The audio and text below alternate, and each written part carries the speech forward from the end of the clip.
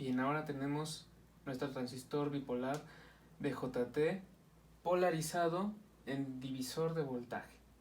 Bien, como observamos, esta polarización se puede dar para cualquiera de los dos tipos, para el PNP o para el NPN. Seguimos la misma regla. Si mi emisor está en este sentido, mi voltaje va a estar negativo. Si viene de nuestro emisor hacia este sentido, nuestro voltaje es prácticamente igual al del NPN.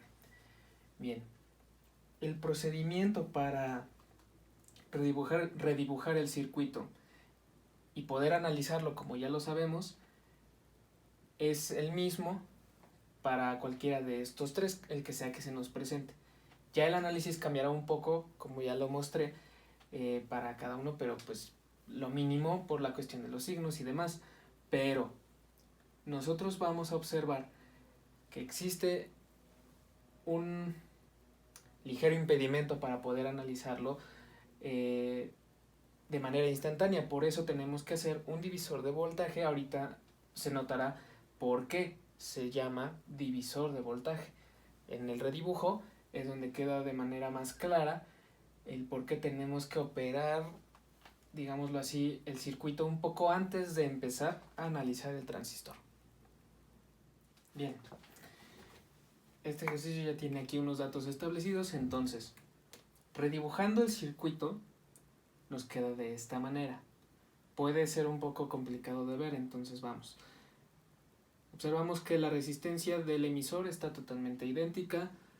Estas dos resistencias son las que se encuentran en un paralelo, R2, R1. Esta fuente alimenta tanto a mi colector como a mi base, pero mi base se está viendo afectada por estas dos resistencias en paralelo. Entonces, ¿qué hay que lograr? ¿Qué hay que encontrar? Un equivalente. Entonces, si recordamos nosotros las transformaciones de fuentes, podremos darnos cuenta que una fuente de voltaje en serie con una resistencia puede transformarse a una fuente de corriente. Entonces, nuestro redibujo es así.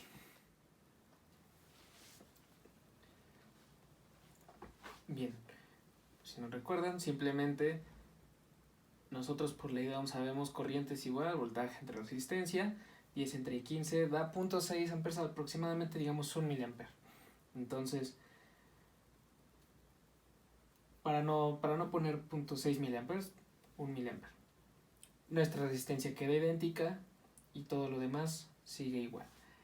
Entonces nosotros notamos que podemos ya de manera normal podemos realizar una resistencia equivalente, una resistencia que tenemos aquí en paralelo, que vamos a escribirla rápidamente.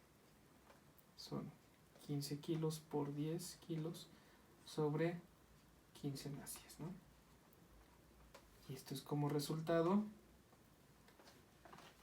Realizando esta resistencia equivalente, tenemos que aquí existen 6 kilo ohms equivalentes. Ahora, vamos a guardar este dato y también vamos a guardar esta ecuación que ya conocemos para sacar resistencias en paralelo. Si nosotros nos fijamos, esta fuente de corriente, como les comenté por ley de Ohm, el resultado es de obtener nuestro voltaje entre nuestra resistencia. ¿Qué resistencia fue? R1. Ok, entonces yo al final del día estoy queriendo buscar un voltaje equivalente. Ese voltaje equivalente va a estar dado por voltaje equivalente es igual a este voltaje entre R1 por mi resistencia equivalente. ¿Sí? ¿Qué resistencia equivalente? Esto. R1 por R2 sobre R1 más R2. Si nos fijamos, esta se va con esta y tenemos nuestro voltaje por R2 sobre R1 más R2.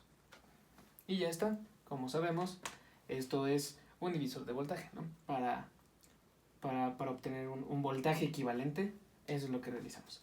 Y si se fijan, pues todo esto ya se va a volver un diagrama muy similar a los que nosotros ya conocemos. Esto lo volvemos a descomponer y queda de la siguiente manera. Bien, resistencia equivalente y voltaje equivalente. ¿Qué resistencia equivalente? Bueno, recordemos que nos dio 6 kilo ohms. Y mi voltaje equivalente, la ecuación a la que llegué. Entonces, ¿cuál va a ser? Voltaje equivalente es igual a estos 10 volts multiplicado por R2, 10 kilos, sobre 15 kilos a 10 kilos. Eso rápidamente nos da